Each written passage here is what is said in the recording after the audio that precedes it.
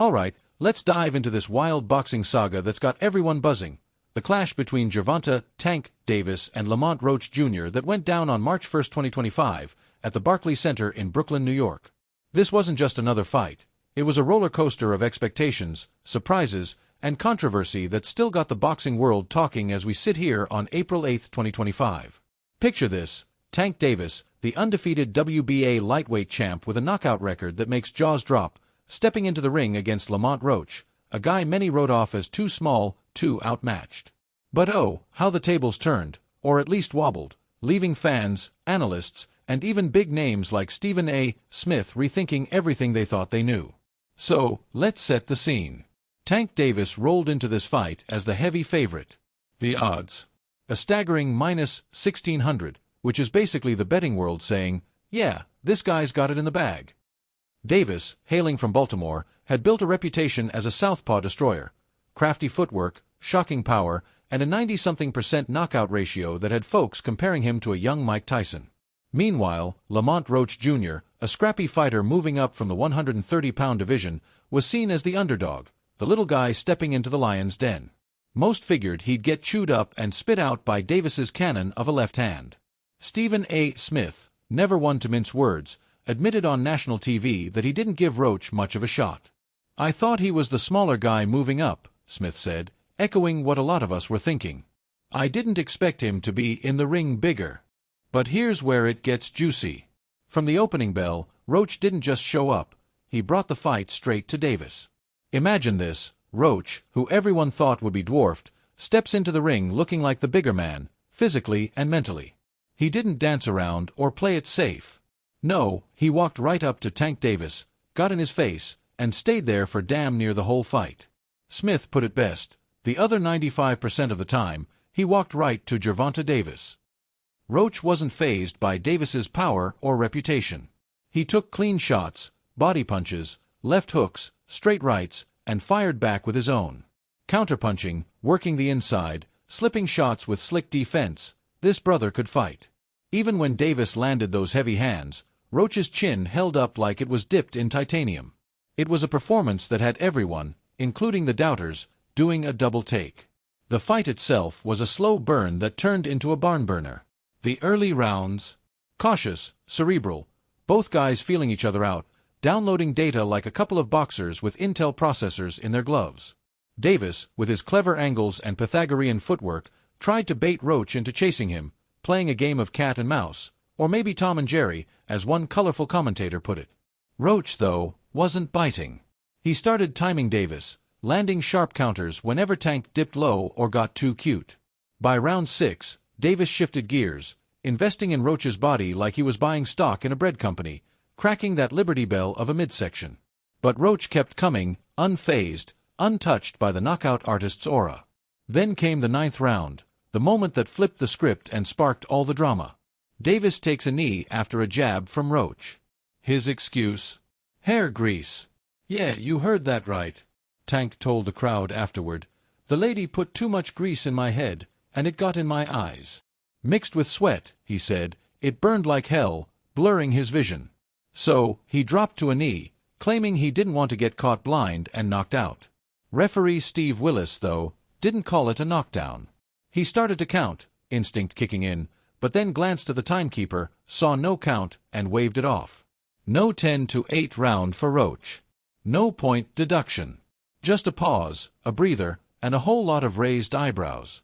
The crowd booed, fans online went wild, and the debate was on: was this a legit issue or a veteran move to kill Roach's momentum? Let's unpack that for a sec. Critics, and there are plenty, say Davis took the knee on purpose, not because of some soul glow mishap from coming to America, but to throw Roach off his rhythm. Picture it: Roach is cooking, landing shots, pressuring Tank like nobody expected, and Davis, feeling the heat, pulls a timeout. "I think Tank got weary and said, 'Hold on, this man Lamont Roach is cooking,'" one analyst quipped. Davis, in the post-fight interview, sounded frustrated by the boos. "Why y'all booing me? I'm telling the truth," he pleaded, insisting the grease was real, a leftover from a hair treatment 2 days prior. He'd even rinsed his hair that morning, he said, but apparently not enough. Some bought it. Others called it the most embarrassing cop-out in boxing history. Either way, it left a sour taste. The scorecards didn't help settle things. After 12 rounds, one judge had it 115 to 113 for Davis, while the other two saw it dead even at 114 to 114. Majority draw.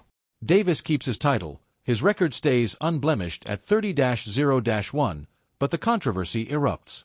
Roach's camp cried foul, pointing to that 9th-round knee as the difference-maker. If that's a 10-8 round, I win the fight, Roach argued.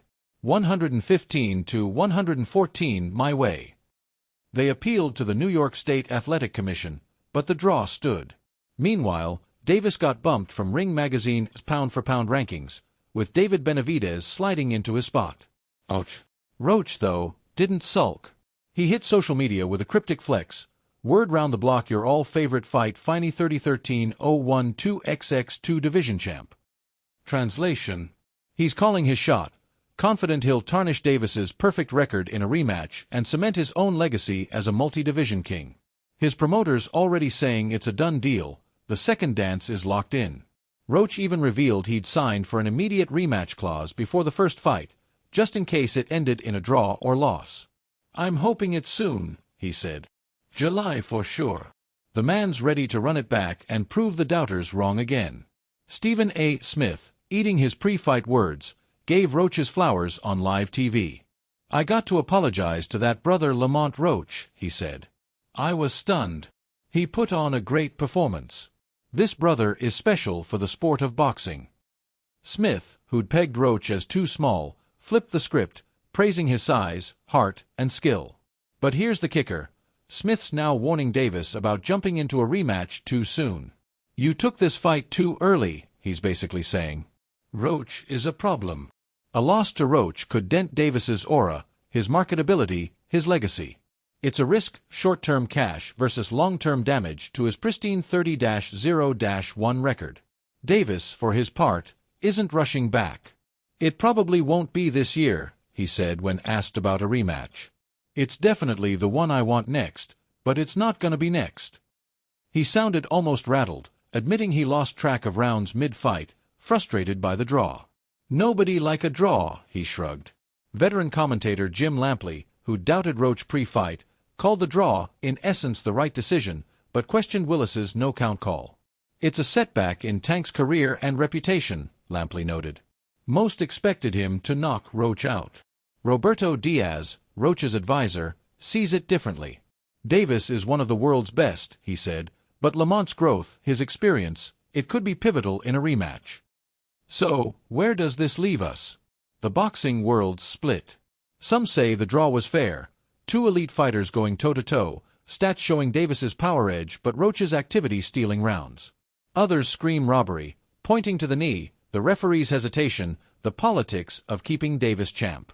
Anybody else takes that knee, you're getting counted, one fan raged. The referee's instinct was to count. Another called it short-term money, long-term destruction of a sport. Harsh, but the sentiment's real. Fans hate feeling cheated. Me. I'm a boxing nut, and I loved this fight. It wasn't a classic from jump, but it built into something gritty, tense, and damn good down the stretch. Roach overperformed, Davis underdelivered, and that 9th-round drama gave us a talking point for months. Should it have been a knockdown? Probably. Did Roach deserve the win? Maybe. Those 114 to 114 cards could have tipped his way with a 10-8. Does Davis need to be careful? Hell yeah. Roach proved he's no pushover. He's got the tools, the chin, and the hunger to make a rematch a nightmare for Tank. What's next? Roach is pushing hard, Davis is playing coy, and the fans are clamoring. July feels optimistic, but whenever it happens, it's must-see TV. Tank's still got that killer instinct, but Roach's got his number, or at least his attention. Legacy's on the line, and the boxing gods owe us a sequel. Drop your take, fair draw, robbery, or just a teaser for round 2. Let's hear it.